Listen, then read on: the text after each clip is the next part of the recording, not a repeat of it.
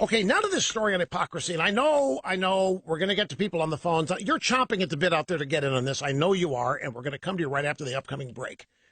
But, we like talk here about hypocrisy all the time, and we wring our hands and we express our frustration. How come hypocrisy never attaches itself to the Democrats? Yet, when it comes to Republicans, it's become a crime. Hypocrisy is a crime when Republicans are caught in it. And yet it never even attaches to Democrats. So there's a piece here called The Ugly Stench of Hypocrisy by Michael J. Hurd, Ph.D. He's a Ph.D. in psychology, Living Resources Center. The most insightful thing I've read yet about the Donald Trump sex talk scandal is this.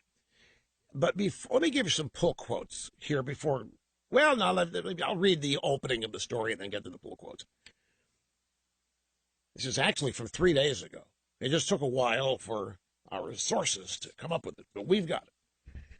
The most insightful thing I've read yet about the Donald Trump sex talk scandal is this. How ironic, then, that a culture which rejects moral standards, and make no bones, folks, we do.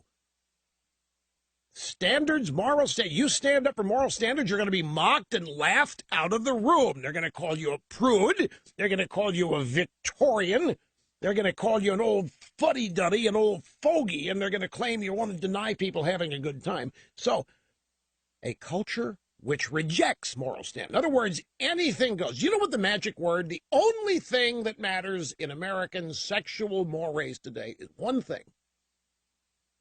You can do anything. The left will promote and understand and tolerate anything as long as there is one element. Do you know what it is? Consent.